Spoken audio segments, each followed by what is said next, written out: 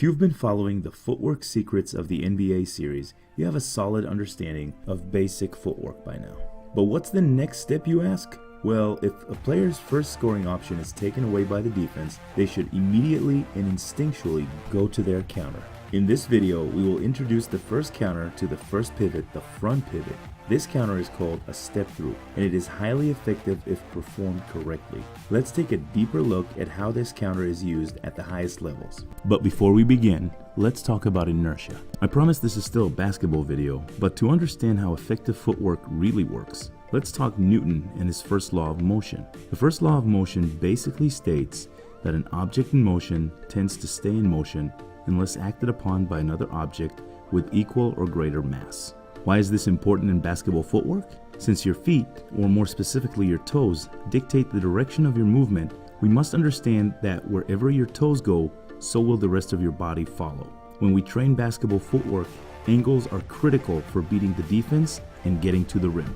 Let's break it down. Here's a post feed that will lead into a front pivot. And here's the front pivot, toes facing the rim, ready to shoot. The front pivot counter is a step through, long, straight line step, toes to the rim, beating the defender's feet, capping it all off with a strong weak side finish at the rim. Here's the play in its entirety.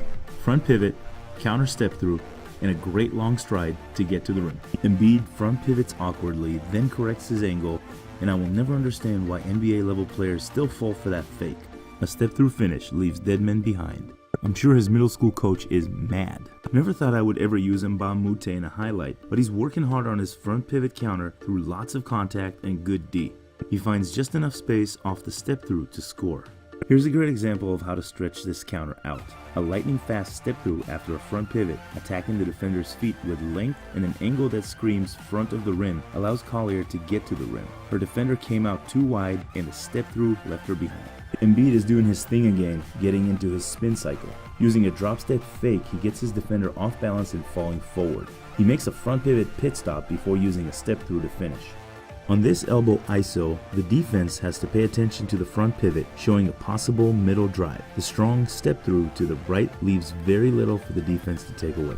Let's check out the same footwork on the perimeter. A handoff turns into a high ball screen followed by a front pivot. The D goes under the screen and Gortat decides to rescreen for Beal, who uses a step through counter to go middle. Beal then crosses over to the right, and what's a crossover if not a step through when you break down the footwork? As always, toes to the rim. Here it is again, the front pivot, the step through, the counter step through, and the finish. Now watch how quickly JJ Redick uses this counter to get off a three-pointer. You can really see that no steps are wasted in his footwork. Now let's switch sides for Steph, who does the exact same thing on the opposite wing to eventually get Draymond an open three. And why not go off the dribble and between the legs with a step through? Luka Doncic will be fun to watch next year. You gotta close out tight on Clay. With no help nearby, the step through counter on a baseline drive draws the help and opens up Caspi for a corner three. The step through can help create for others. Strong defense stops the initial drive but not the step through. This counter allows for vision to see a great backdoor cut and the space and balance to make that pass as well. This is the difference between watching the play and attacking the rim with your feet. Also, did you catch the cutter's step through? Pick your poison with these two. Clay demands a strong closeout, which frees up Steph after a fake and a step-through dribble. Here is another textbook front pivot counter step-through to set up a teammate. And it's no surprise that a veteran like Iguodala knows to use length and angles through a step-through to start another synergetic Warriors possession. In this one, we see a subtle step-through by Steph to set up Green after sinking the defense in on the pick and roll. What if you don't handle the ball as much? No problem. Here's a backdoor cut using a step through after a misdirection. The step through is so versatile that you can use it off the ball just as much as on the ball. It's so important to use length and angles when attacking the defender's feet. A great use of change of speed leaves the defender helpless against the step through. Let's start working on our counter using our top foot, the one closest to half court. Notice the long step, toes to the rim. Skylar will then move back and forth from chair to chair for 1 minute, getting as many reps as possible. A few things to emphasize in this one.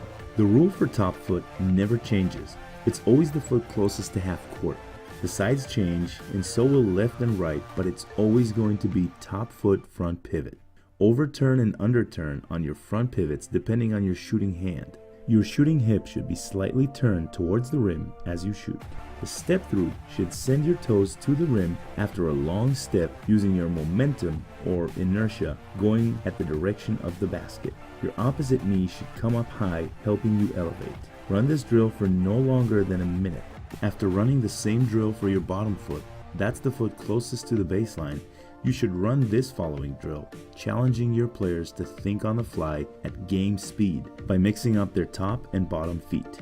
It is very important to not stop the drill to correct mistakes. Challenge your players to speed up when their brain tells them to slow down and think about their feet. This simple instruction is the biggest tip towards helping your players get better with their footwork at game speed. Don't coddle, coach them. The last 30 seconds of this drill will be far better than the first 30. And there you have it. I hope you've learned how the step-through counter can be used in so many different situations. Remember, if you're good with your feet in one situation, you're going to be good with your feet in multiple situations. Keep challenging yourself to work hard and get better. And why not dance a bit? Want to see more? Click on the next video or go crazy with a random one. Don't forget to subscribe, and once again, thank you for watching.